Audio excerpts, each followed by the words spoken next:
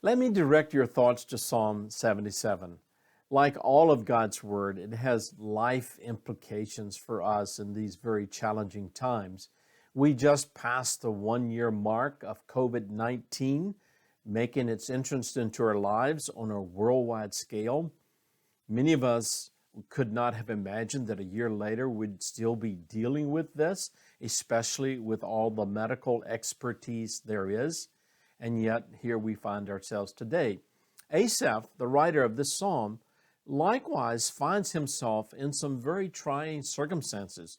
It's unspecified suffering that keeps going on and on. And in his prayer petition to God for elimination of that suffering, we're given a picture, an intimate picture of the emotion of his heart and mind. And it reveals to us some human mistakes that we often make when we're going through trying times. Number one is this: he wants God to change his circumstances. Listen to verse 1, very intense prayer. I cry aloud to God. In the night, my hand is stretched out without wearying. When I remember God, I moan. My spirit faints. He's praying very intensely. Then in verse 4, it seems like he begins to doubt just a little bit. He says, you hold my eyelids open. In other words, God, you're the reason I can't sleep at night.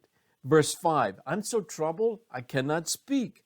In other words, God, because you have yet to relieve my circumstances, I can't even find the words to express my thoughts and feelings. And then in verse 5, he changes his tack just a little bit. And he says this, I consider the days of old. Let me remember my song in the night.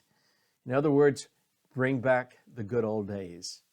Well, I've discovered this, that the good old days are never quite as good as we like to remember them to be.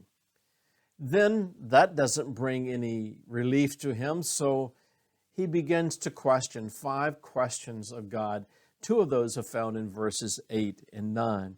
Has his steadfast love ceased? Has God forgotten to be gracious? Now, if the psalm ended there, we'd be left without any hope.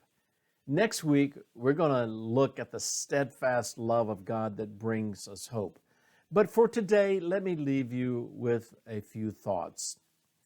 Longing for the past is not the remedy for the present, nor the recipe for the future. Desiring our circumstances to change may not be the first option. Maybe we should be praying, God, give me the strength to endure in these circumstances in such a way that you get the praise and the glory. And then lastly, God is free to do what he will. And in his will is our well-being. Listen, God is free to do what he will. And in his will is my well-being. May the steadfast love of God keep your heart and mind firmly fixed on Jesus Christ. God bless you.